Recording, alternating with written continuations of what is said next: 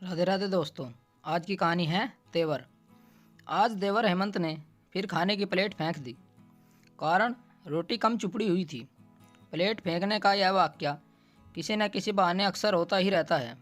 हमेशा की तरह कोमल ने प्लेट उठाई और चुपचाप अपने कमरे में आ गई। पति को भी कुछ नहीं बता सकती थी, क्योंकि सास ने चेतावनी दे रखी थी कि परिवार के किसी भी सदस्य को या अपने पति को कुछ भी शिकायत की तो मायके भेज दूंगी और फिर ससुराल में कभी वापस नहीं आने दूंगी। कोमल के मायके में सिर्फ उसकी माँ और एक अविवाहित बहन है, जिसकी जिम्मेदारी चाचा और चाची ने संभाल रखी है। सच पूछो तो देवर हेमंत को खाने से कम और कोमल से ज़्यादा शिकायत रहती है, क्योंकि वह उसके इशारों पर नहीं नाचती है। कोमल के देवर उसके पति से ज़्यादा पढ़े लिखे हैं, लेकिन फिर भी निकम्मे और बेरोजगार हैं। नौकरी करना नहीं चाहते और छोटा मोटा बिजनेस तो बिल्कुल भी नहीं। यदि मोटे पैसे हाथ आए तो किसी बिजनेस के बारे में सोच सकते हैं।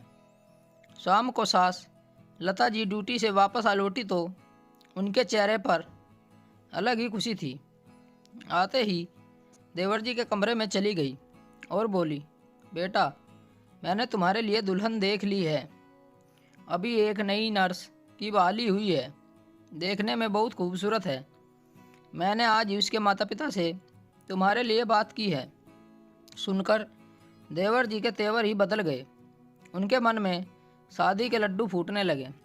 लेकिन थोड़ी देर बाद ही लड़की वालों का फ़ोन आया और उन्होंने लड़के के निकम्मेपन की बात कहकर शादी से मना कर दिया।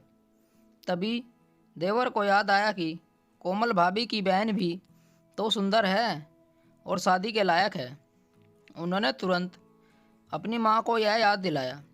लेकिन क्या ही किस्मत, कोमल ने कमरे में आकर अपनी सास को अपनी बहन की शादी अगले महीने होने की खुशखबरी सुनाई और साथ ही अपने पति का ट्रांसफ़र भी दूसरे शहर होने की खबर भी सुना दी।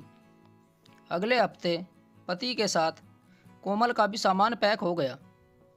आखिर दूसरे शहर में पति को भी खाना पीना बनाने के लिए कोमल की ज़रूरत थी। सास की चेतावनी और देवर जी के तेवर दोनों को एक किनारे कर कोमल अपने पति के साथ अपने सुखी जीवन की कामना करते हुए जा रही थी। शायद उसके लिए यही विकल्प सही था। स्टोरी को लेकर आपकी क्या राय है, नीचे कमेंट करके ज़रूर बताइएगा। ऐसी ही और बेहतरीन कहानियों के लिए हमारे चैनल को ज़रूर सब्सक्राइब करें। मिलते हैं आपसे एक और नई कहानी के साथ। तब तक जुड़े रहिए हमारे चैनल के साथ। कहानी सुनने के लिए आप लोगों का बहुत बहुत धन्यवाद। राम राम दोस्तों।